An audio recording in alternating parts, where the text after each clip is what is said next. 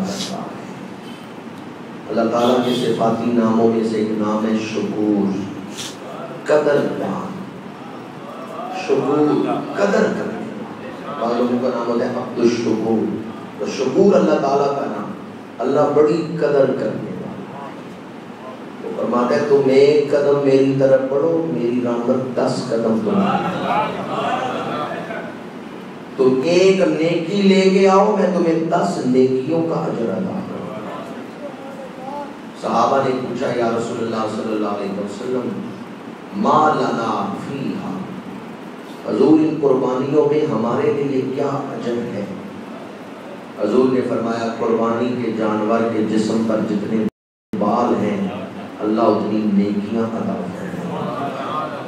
اور حضور شہنشاہ بغداد رضی اللہ تعالیٰ عنہ نے اس حدیث پاک کی شرح میں لکھا ہے کہ جو ایک نیکی لائے اسے 10 گنا اجر ملتا ہے، اس لیے قربانی کے جانور کے جسم پر جو ایک بال ہے اس پر 10 نیکیاں اجر 10 نیکیوں کا، کیونکہ حدیث میں ہے کہ ایک نیکی ملے گی تو جو ایک نیکی لائے اسے اجر تو 10 گنا ملتا۔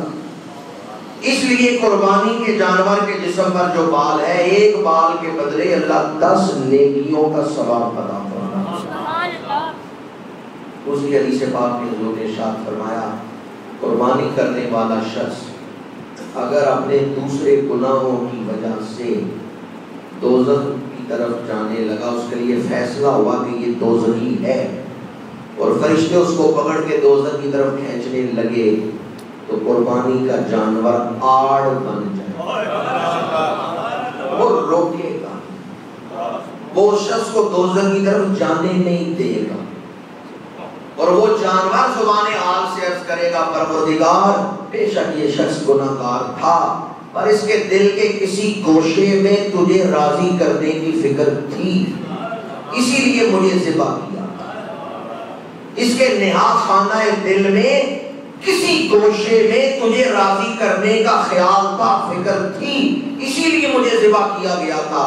اللہ فرمائے گا کہ جس کے لیے قربانی کا جانور آڑ بن رہا ہے میں نے اس گناہگار کو بخشش عطا فرمائی۔ حضور کی حدیث مبارک ہے یہ جانور اس دن تمہیں نفع دے، اگر دوسرے گناہوں کی وجہ سے قربانی کرنے والے کو دوزخ کی طرف لے جایا گیا تو یہ آڑ بن جائیں گے، یہ رکاوٹ بنیں گے، یہ جانور اسے دوزخ کی طرف جانے نہیں دیں گے۔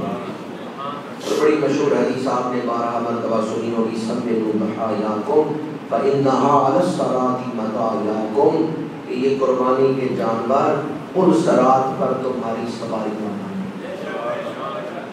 یہ پل صراط پر سواریاں بن جائیں۔ اب آپ کہیں گے کہ قربانی کے جانوروں کو اتنی شان ملتی، یاد رکھیں یہ جانور شعائر اللہ میں گنے جاتے، یہ اللہ کی نشانیاں ہیں۔ اب یہ گائے یا بکری کو اتنی شان مل گئی، جس جگہ پہ آپ بیٹھے ہیں یہ بھی راجہ کی جگہ ہے، سڑک سے باہر، سڑک کے پاس یہ بھی راجہ مہرا کی جگہ ہے، اور کیا دونوں برابر ہیں؟ یہاں آپ تھوک نہیں سکتے، یہاں پیر رکھنا ہے تو جوتے اتار کے، اور گلی میں یا سڑک پہ جوتے پہن کے تھوک بھی سکتے ہیں، بچے پیشاب بھی کر دیتے ہیں۔ جگہ ایک ہی محلے کی ہے، جگہ ایک ہی علاقے کی ہے، دونوں میں فرق کیوں ہے؟ اس جگہ کی نسبت اللہ کے ساتھ، اسے منسوب کر دیا گیا ہے مسجد کے ساتھ، یہ وقف ہو گئی اللہ کی رضا کے لیے، تو للہیت کی وجہ سے اس جگہ کو شان ملی، اس کی نسبت اللہ کے ساتھ۔ جو قربانی کے جانور ہیں ان کی نسبت بھی اللہ کے ساتھ ہو گئی، کہ وہ اللہ کی رضا کے لیے ذبح کیے گئے، اس لیے اللہ نے ان جانوروں کو بھی شان عطا فرمائی۔ قیامت کے دن وہ سواریاں بنیں گی، وہ نفع پہنچائیں گے۔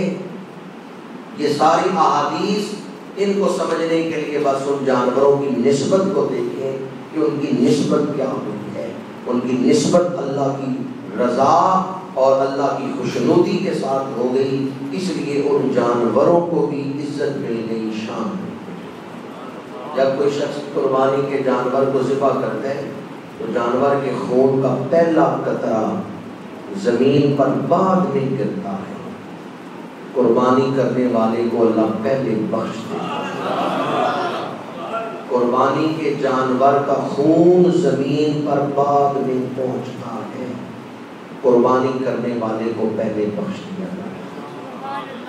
اللہ تعالی ہمیں للہیت اور خضوع و خشوع سے قربانیاں پیش کرنے کی توفیق عطا فرمائے.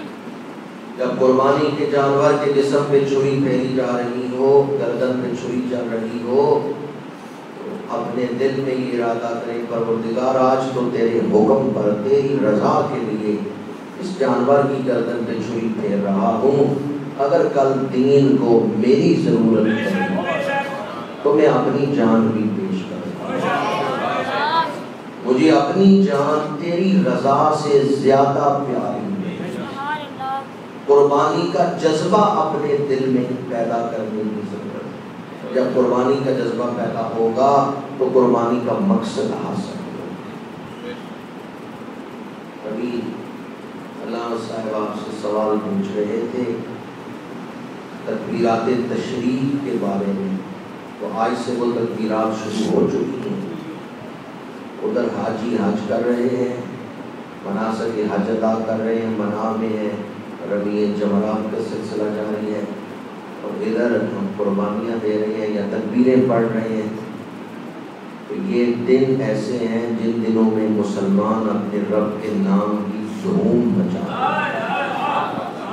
ذکر تو پورا سال ہی ہم اللہ کا کرتے ہیں، پر ان دنوں میں 40 لاکھ 45 لاکھ حاجی مکہ شریف میں تلبیہ پڑھ رہے ہیں، اللہ کا ذکر کر رہے ہیں، اور دوسری طرف پوری دنیا میں جہاں جہاں مسلمان بستے ہیں وہ فرض نمازوں کے بعد تکبیریں پڑھ رہے ہیں. تو یہ نام اللہ، یہ دن اللہ کے نام کی دھوم مچا دیں گے، اللہ کی کبریائی کو بیان کرنے کے دن.